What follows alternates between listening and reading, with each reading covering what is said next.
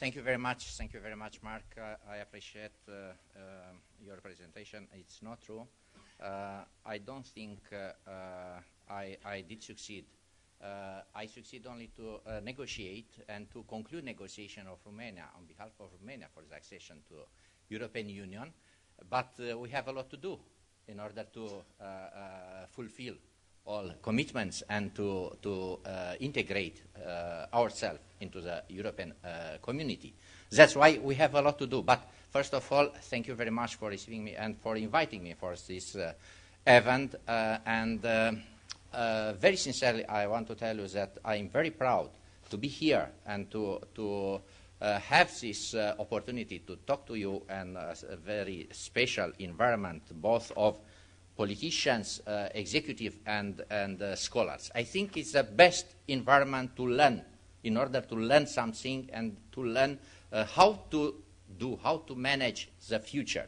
Because we have to manage our present and we have to manage our future. I enjoy very much what Professor Pound said, and he presented us a very interesting issue, not only from geo-economic, but from geocultural point of view. And I appreciate a lot. And we have to learn that not only geopolitics, not only geoeconomics matter, but geoculture too. And I'll change a little bit my presentation, because Professor Pound told us about extreme lens.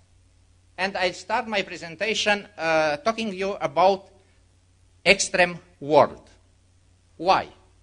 Because 4th of February, Thomas Friedman, you know him, wrote these words.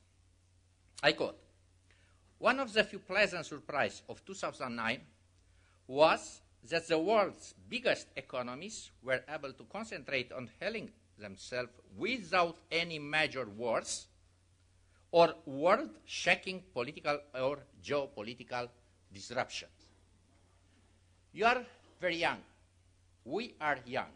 But being young, we remember such words every year since 1989. After 1989 or after 1991, we said the Cold War is over. But what's next? The bipolar international system was over. What's next? What kind of international system? What type of actors operate within international system? Technically, they were the same actors. Did they change their philosophy? Did they change their methods of doing politics or implementing values? I don't know. I'll give you three, let's say, phenomenon. I don't want to say processes. I don't want to say facts. 1991, 2003, Iraq, Afghanistan, Southeastern Europe, Kosovo. Post-2001, terrorism and fight against terrorism. 2007, global crisis. A very special global crisis. Did international actors manage the world affairs since 1991 in a different way? I think not. Not very much. And of course, we have to think to the future. We have to think how to manage all these events, because if we are fan of catastrophic theories, there is a very good school of in Chicago of catastrophic theory. Of course, we have to expect, every day to meet catastrophic events and to manage these catastrophic events. I think it's not absolutely necessary to do that. But if we'll take in consideration these three types of phenomena which I presented, we have to conclude that since 1991, the world or the world affairs were not managed in a proper way. In order to develop a new system, in order to provide tools, means, both to actors and to citizens for a new approach of international relations. And my approach today will be from the point of international relations. Who is guilty for all these events happened? Globalization. You know, the wars are happened because globalization is present every day. Crisis because globalization. Terrorism about globalization again. Globalization is guilty for everything. It's absolutely true. And we have discussed a couple of days ago, globalization is a fact. As many authors said, is a fact of life, or how Professor Pant will say, empirically, factually, is a fact of life. Stiglitz was right. We didn't learn this new philosophy. We didn't find new methods and a new management of this relationship. In 1991, after the fall of USSR, David Rockefeller was very kind, saying, okay, the Cold War is over. We have to give some free time to politicians, and let's involve in world management, first of all, CEO of banks, chairmen of big companies, because it's time now for corporatist management of the world. But in 2007, we got the result of this type of corporatist management, which was transferred to political life in many, many senses. You know, it's not something new. It was something, you know, strange, trying to accommodate, you know, corporatist management to political management or to international management. And one more thing, and I don't want to defend here my position or my friend and colleague position as a scholar, because I'm not a politician, I'm a scholar. Accidentally, I was a minister for a couple of times and chief negotiator of Romania, blah, blah. But I'm not a politician.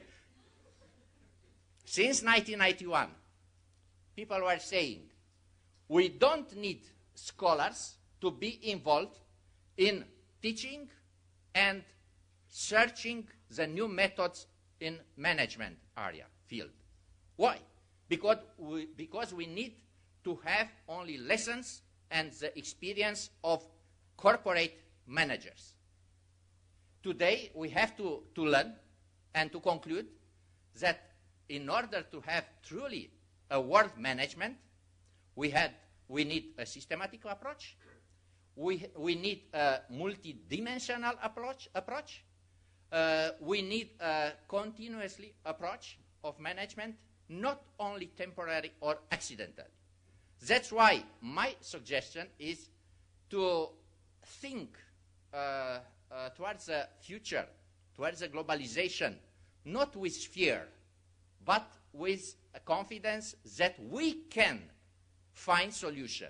Professor Pont suggested some solutions. We are free to take them or not, but he did it. We have to think new solution, or we have to think how to accommodate all solutions to new times. You know, for this reason, in last 2-3 years, my interest, interest is in management of international relations. We held a discussion last year about the management, political management within European Union, and today I'm saying that globalization is a process. We have to deal, we have to manage it, and we have to be. We have to know that globalization is not a mechanical process. we have to understand there are a lot of definitions. We have to accept or not some definitions. But personally, I did agree with the last one, which was suggested by Ghiță Ionescu, an English British professor in 1992, a wonderful book about interdependence and state leadership. Was published, I think, in 10th printing houses in 1992, 1994. He said, we are in a new position to manage not only facts, not only events in a synergetical process, but we have to think that the result of this synergy must and sometimes is a new product, something new. And for this reason, interdependence is not dependence and opposite of dependence. Interdependence is a process, an internal process of the world, which brings together foreign and domestic policy from our approach. You can see here some processes related to globalization, which are requesting everyday management of interdependence. I argue how, from the point of view both of state management or public management and of politics, we have to take in consideration the reality of interdependence and of interconnectivity, because the reality, today reality, means interconnectivity of processes, and interdependence means, you know, a lot of processes which are put together in the same box, and we have to deal from here, from Berlin, from my University of Cluj, from Italy, or from, I don't know, very special rural area of research for Professor Paul. We have to do such management of interdependence. Of course, the current crisis perhaps convince and the most pessimistic politicians that we have to deal with interdependence issues. And we have to manage all these interdependence processes.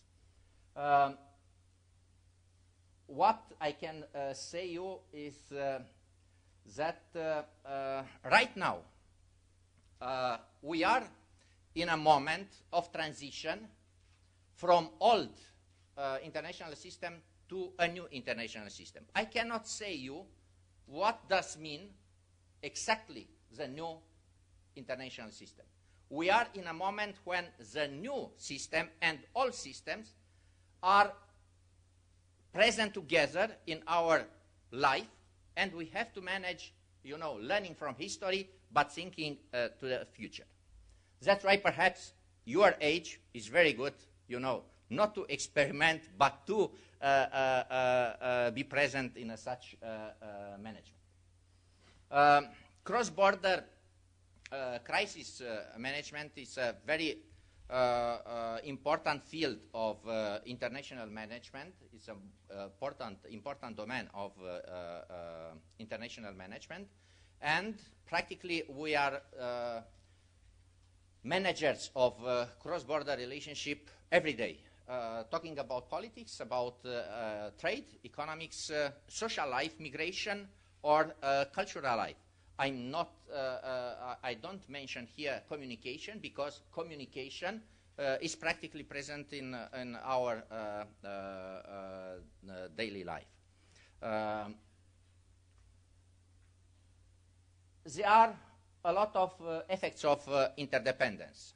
But once again, we are talking about effects of interdependence when we are managing, you know, negatively, with negative effects, this interdependence. Where the result is a positive one, everything is okay, the merits are, of course, in the court of politicians. When negative effects are coming, guilt is globalization and interdependence processes. That's why I put here the scheme of Joseph Nye about interdependence, effects of interdependence, which in terms of vulnerability and opportunity, he says that we are facing global imbalance, and everyone was agreeing before that we are living in a very imbalanced world. And what we need an equilibrium. We need symmetry. Joseph Nye talks about symmetries and asymmetries on managing interdependencies. Effects of interdependence again, talking about global interconnections. In a very recent book, Barbara Parker talked about 3 levels of managing interdependence. The first one is PPS, people, processes, structure. When we are talking about institution, organization, people, policy, there are 6 domains of global interdependencies. You know, starting with the market, with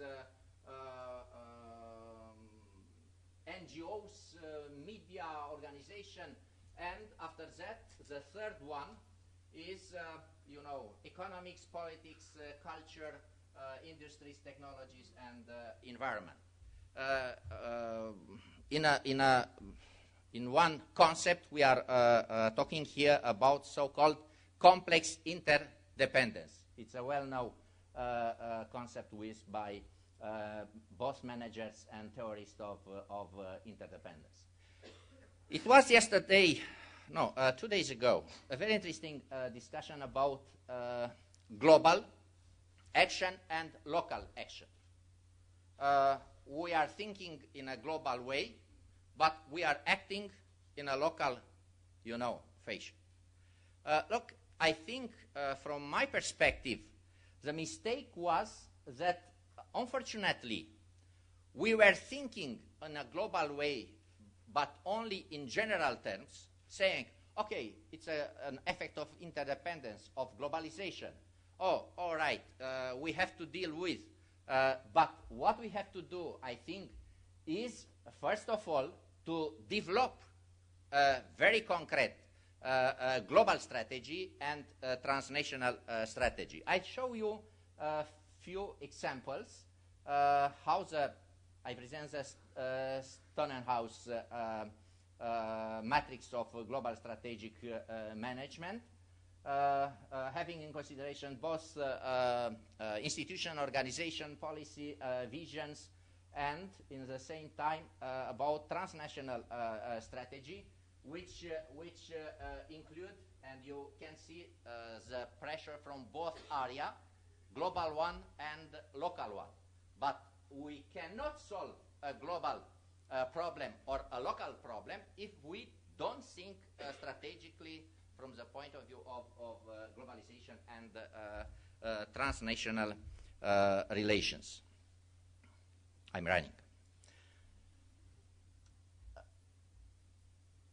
Some authors are skeptical when talking about solving problems, about solving global crises, and especially today when we were talking about this crisis, financial crisis. Look, there is a financial crisis. There is an economic crisis. But first of all, it is a global and international crisis. And we have a social crisis. You said yesterday, you'll see in 2010 the effects of this crisis. We have the Zolik, director of World Bank, said, unfortunately, what is following now? Social effects. It was first finance, second economics, and now social. But it was in the same time politics. It was in the same time cultures, because a lot of cultural approach regarding both politics and style of life were discussed in the last years. We have to return to multilateralism. It's absolutely clear. And now I'm suggesting you some old, new methods of managing global interdependence. We have to deal with multilateralism, and we have to think both globally and strategically, and to have in the same time, including in the same box, in the same package, not only states but non-states too. If we'll not understand that states are not capable today, are not able to manage all types of crisis, will continue to be in crisis. G-system, few words about G-system. There are a lot of critics regarding G20. G20 is not something new. It follows, you know, G7, G8. In Copenhagen, we were talking about G2, US and China. This system is not very new. It's not since the Second World War. It's not before the end of Cold War. It's not after the Cold War. Please remember 1815, so-called, you know, Congress of Vienna. It was called Concert of Europe. For first time, big powers of Europe, you know, met, trying, you know, to solve on behalf of themselves, of course, a European crisis, and to give, you know, the road to new approach of foreign policy and European policy, you know. It was Berlin Concert, 1878, San Stefano, and many, many others. What is happening right now is a very old concept of concert, but this time perhaps we are calling G-system a sort of global concept. What is positive in this global concept? A positive fact is that I don't want to be very polite. Big powers and some important organizations met and discussed. Difference comparing with G7 was that G20 didn't discuss only financial issues, but was mainly focused on financial issues, trying to solve financial crisis. But in the same time, G20 have spoke about economics, about international relations, about new actors within international system. What is very important from our point of view? G-system, it's okay, but only if bring and representatives of small countries, of international and regional organizations, and their conclusions, informal conclusions, will become formal decision of international organizations. Because implementation or enforcement of these decisions depends by the state, depends by the non-state organizations. If they are not implementing their decisions, it's a concert. As historian said about Vienna concert, dance but doesn't work.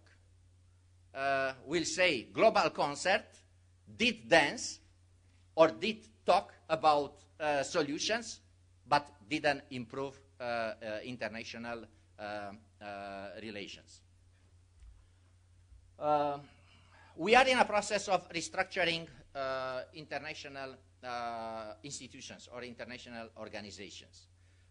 What I give you here, I took the Gleick mandate after the last G20 meeting, and they talk about, in the last G20 in September, if you remember, 2009, leaders talk about the functions and the role and the tools, resources of some international organization, or especially IMF and World Bank. What we can see before the crisis and after G20 meetings. In first place was G system. We still have G system. We saw in Copenhagen that US and China took the same method of G system. In the second place was IMF, World Bank, WTO. There is a small change. IMF strengthened the role in this management of crisis, financial global crisis, but we have the role of Financial Stability Board, which must increase in the future if states will agree and will work very, very closely with these institutions.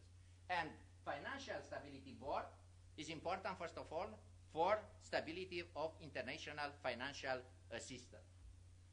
The third one was, generally speaking, UN system, but only first level of UN system, ECOSOC and General Assembly. What we can see now in the third level is WTO and World Bank.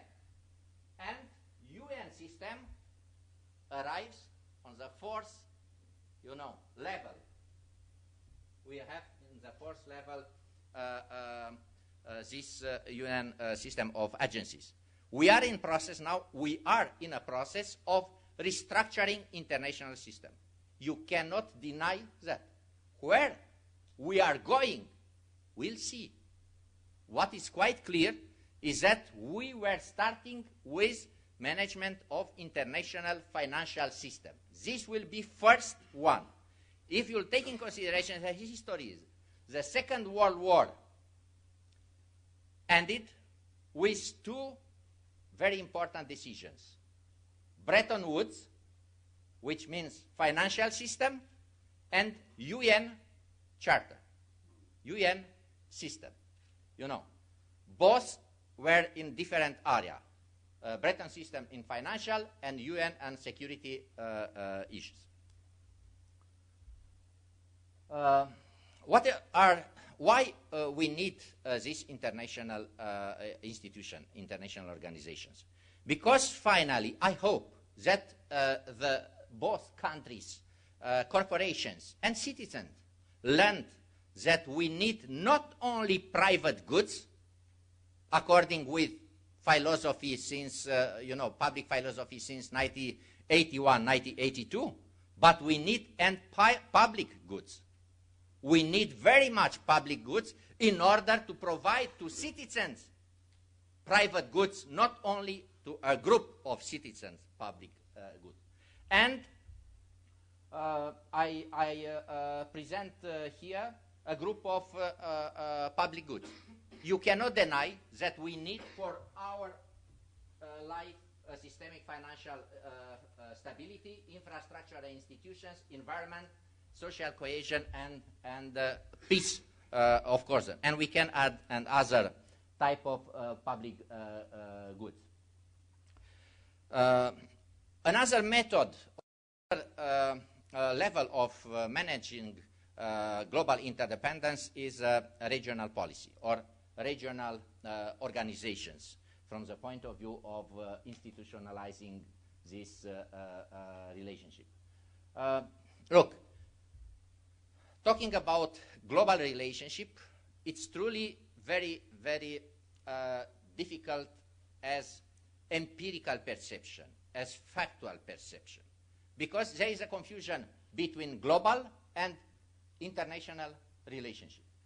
But when we are talking about solving some global problems at the regional level becomes more concrete, both from the point of view of the states and from non-state actors. That's why my point of view, my perception, my opinion is that in the future we'll see strengthening this kind of, let's say, global policy through regional policy, regional organization, and regional management of both economic, social, and political relationship.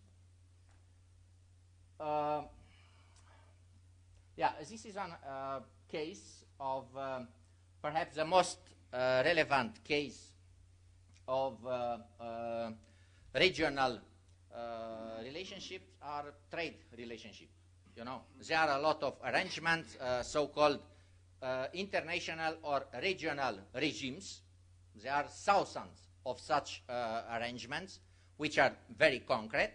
But from the point of view of European Union, I would like to raise here a question. Yesterday somebody said, what European Union needs is to do something to involve both USA and China. My approach is that we need management, a new type of management of international relations and global relationship from the point of view of inter-regional relationship. Trade is one case, a very important one. You can see here how European Union manages this type of relationship. European Union is perhaps the best case of proving how important it is to manage interdependencies. We are facing within the European Union truly multiple interdependence, and this multiple interdependence means managing a relationship between member states, between different levels of government, interdependence between different policies, and interdependence at global level. My point of view is at the global level, European Union is right now focusing on some international organization like UN. Does European Union merit to have a seat within Security Council? Yes, I don't know. Perhaps yes. European Union and WTO. But the most important thing I think from their experience and tools, European Union must and can do this inter-regional relationship. And I did